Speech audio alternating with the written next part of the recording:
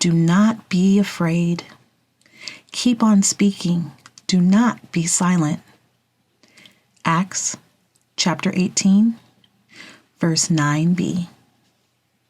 As you are forming your worldview and searching Scripture for God's truth on all kinds of matters, it's important to understand God's stance on the three most controversial parts of a Christian worldview today.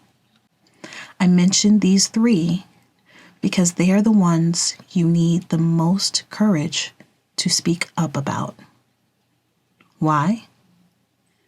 Because not only will most people disagree with you about these topics, they will passionately argue with you. It takes an uncommon courage to stand up against that kind of pressure. There are a lot of parts of the Bible that people don't have a problem with, like, you must help the poor.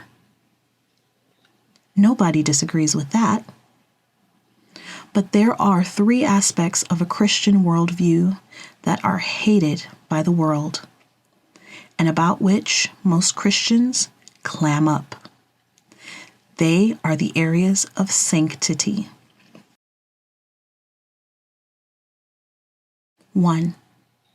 The sanctity of life. God has a purpose for every unborn child. God planned your life before you were born, before your parents were born, even before He created the universe.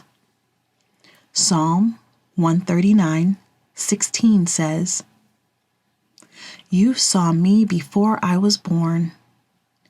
Every day of my life was recorded in your book.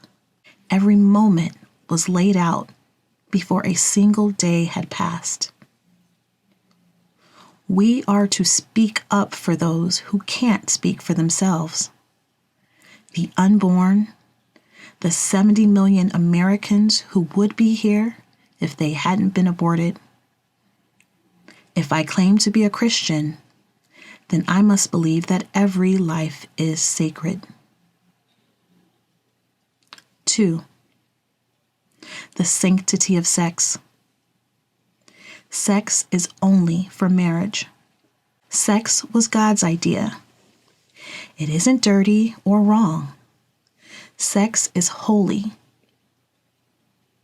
Marriage should be honored by all, and the marriage bed kept pure, for God will judge the adulterer and all the sexually immoral.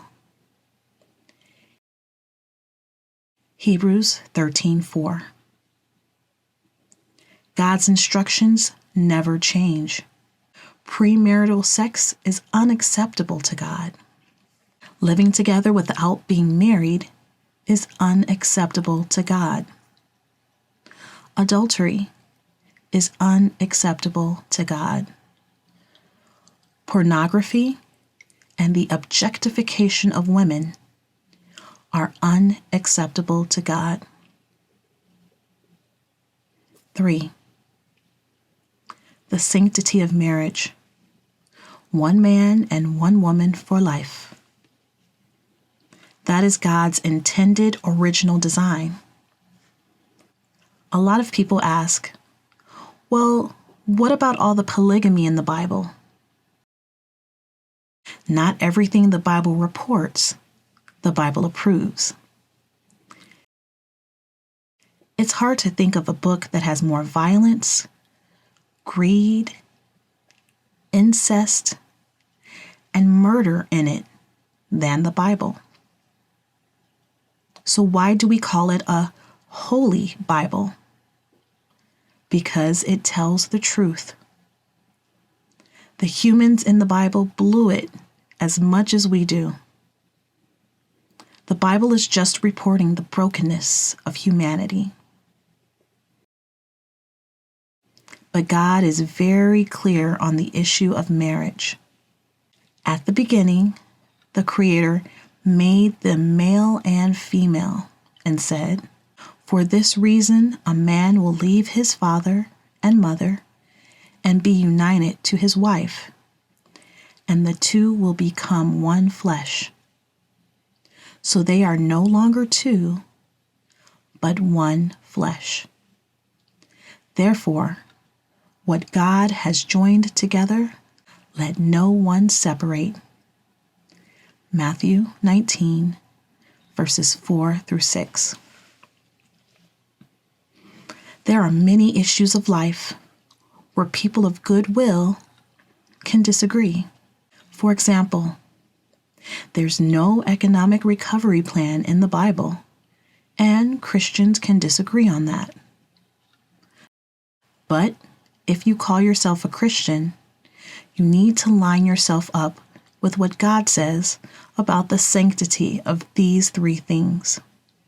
And you need to have the courage to stand up for them, even and especially when it's not the popular or politically correct thing to do. Talk about it. When was the last time you spoke up for Jesus in a conversation about one of these three topics? What keeps you from speaking up more often? How do you think a Christian's worldview should affect how he or she looks at political candidates?